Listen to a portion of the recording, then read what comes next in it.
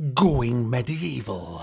Is it worth a buy? Let's read the words of the developer.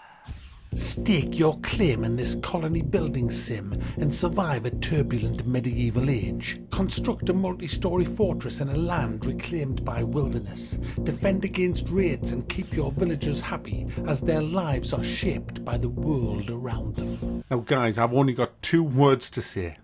Rim job. Not Rimworld. Rimworld, guys. This game is very, very similar to Rimworld. And you know, guys, any game where you can say the word world in the same sentence as the game, you know you're onto something rather splendid. This is kind of like a 3D version of Rimworld. Not as deep, granted, but it's still in early access. It hasn't been out that long. I missed it when it first came out, probably because I was doing other stuff. But I've been playing this now for 2.5 days. I can't stop playing it, guys. It's so good. Even my girlfriend is playing it. I've got to actually run Steam offline so she can play it as well on her PC, sharing my Steam account. So we've both just been hammering this for 2.5 days. It's fantastic. It's so immersive. Really good. If you're not familiar with Rimworld, I'll tell you basically how it works, this game. You start off with a handful of settlers, 2 or 3 settlers. They'll each have skills. They'll have lots of skills. They'll be good at a load of stuff, but they'll only specialise in a couple. You get a chance to pick who you want to be by clicking the randomise button at the beginning, so you can pick your early starting pioneer settlers. And obviously you want a bit of a diverse group in as far as skills is concerned. It's pointless having everybody who's able to do the same thing. So you want people who are good at construction, you want some intelligent people, you also want some marksmen who can use the longbow guys. Remember the longbow guys? The French don't like it up them. So once you've picked your starting trio, I think you get 3 to start with, you can set all kinds of difficulty sliders for this. So, you know, it doesn't matter where you are on the skill level for this game. There's a skill for you guys. You then get started constructing your base, your camp, your whole town, if you like. And it is so much fun doing that because everything has to be done by your little guys. You allocate jobs for them, such as chopping down trees, gathering resources, whatever they may be. But you organize, just like in Rimworld, you organize their sleep patterns, their work patterns, their leisure time and things like that. You prioritize what jobs you want them to do in sort of as a priority. So, you know, you tell each individual, look, as your priority, I want you to maybe do construction, but you know, you're also decent at gardening, so if there's any jobs for gardening when you're not doing construction, do that. And you just score each job with a priority number, and they will go about doing that most of the time. It works well, but I have noticed it becoming a little bit unstuck at times when they it seems like they queue up a lot of jobs, and so you'll want them to do something that they're not doing, and the best way to do that is just to select them as kind of like a direct control raid and then disconnect them. I'll talk about raids later on.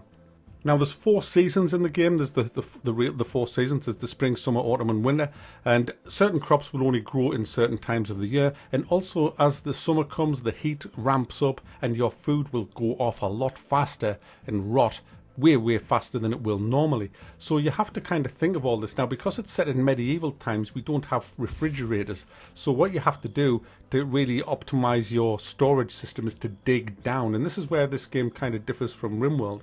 You can go down underground in this. It is a bit finicky with beams that you have to put so your ceilings don't fall in, but once you kind of get the hang of it, you can dig down and you can create a storage area for your food, which will keep them fresh for a lot longer than if you had them just in a room on the surface. So essentially, one of the first things you've got to do is prepare for summer. But then you've also got to prepare for winter. You've got to create the right clothing for your settlers for when winter comes, because it's going to get really cold out there. You're going to get cold snaps of minus 30 degrees and your guys are going to freeze out there. You've got to have some heating going on. They've also got to have your beds. You've got to have leisure activities. But the main part of the game is the production.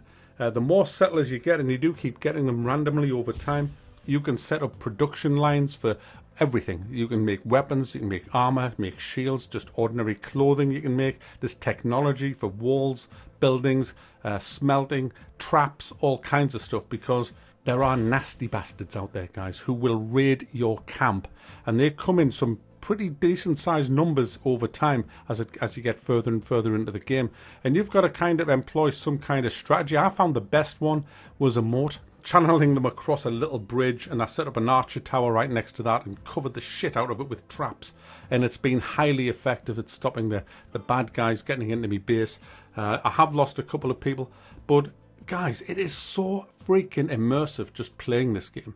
It does have a couple of problems, like I said early on. The management can get a little bit finicky. The digging below, supporting your ceilings can also be a bit finicky. But guys, for an early access game, I was very surprised at just how few bugs this game has, and it looks really nice as you start building your different buildings up. I mean, I'm about as creative as a sweaty fucking sock, so I can't really do all the fancy stuff, but if you can, you'll have a ball with this game, because you can build castles and all kinds of stuff as you get through the technology tree and you unlock the stone and the iron and the things like that. But the thing that really got me about this game more than anything was just the immersion.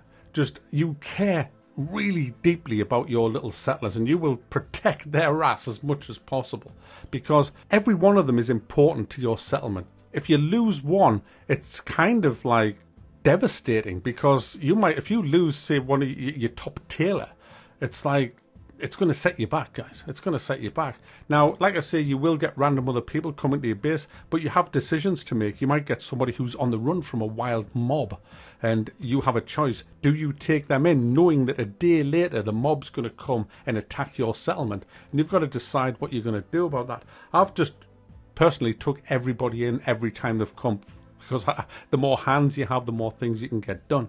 But you have to keep an eye on their moods. You've got to make sure that they're being well fed, that they're being entertained. You've got to have leisure things going on there. You've got to have a nice, comfortable bed for them, and also the right attire, and arm them as well. Make sure they're armed with an appropriate weapon to their skill levels. There's a lot more to this game, guys, but that kind of sets you up for what it is. It has a pause as well, where you can set up you can do loads of commands during the pause, set up buildings and things like that. So there's no real pressure in the game. You can save it any time you want as well. So I've found it quite leisurely as I've been going through. It's not like a stressful game.